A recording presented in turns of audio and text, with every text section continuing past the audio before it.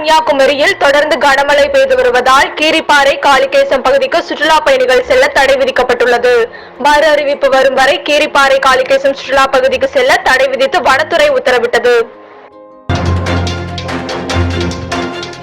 தமிழ்நாட்டில் உள்ள கடன் வசூல் தீர்ப்பாயங்களுக்கு ஏன் இந்த நிலைமை என ஐகோர்ட் மதுரை கிளை கேள்வி எழுப்பியுள்ளது. காலி இடங்களை நிரப்ப எடுத்த நடவடிக்கை குறித்து பதில் மனு தாக்கல் செய்ய ஒன்றிய நிதித்துறை செயலருக்கு உத்தரவிட்டுள்ளது.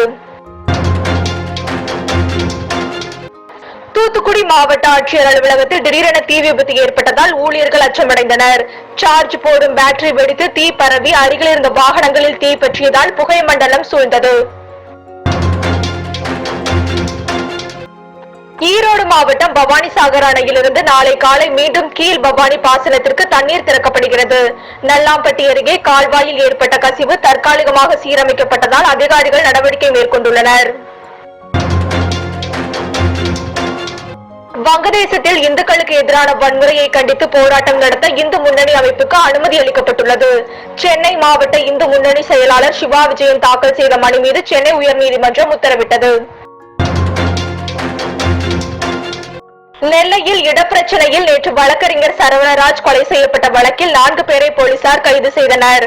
ஒரு பெண் உட்பட 5 பேரை காவல்துறையினர் தேடி வருகின்றனர். ஜாஃபர் ஷாதிக் சகோதரர் முகமது சலீமை 14 நாட்கள் நீதிமன்ற காவலில் அடைக்க சென்னை முதன்மை அமர்வு நீதிமன்றம் உத்தரவிட்டது. கள்ளக்குறிச்சி மாவட்ட விஷச்சாராய மரண வழக்கு விசாரணையை 30ஆம் தேதிக்கு ஒத்திவைத்து சென்னை உயர்நீதிமன்றம் உத்தரவிட்டது.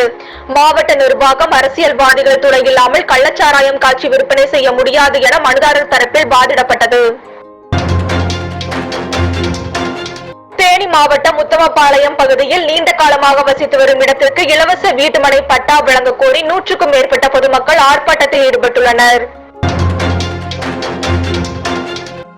திருவண்ணாமலை மாவட்டம் ஆரணி அடுத்த புதுப்பாளையத்தில் தனியார் பள்ளி வாகனம் மோதி பிரகாஷ் என்ற இளைஞர் சம்பவ இடத்திலேயே பலியானார்.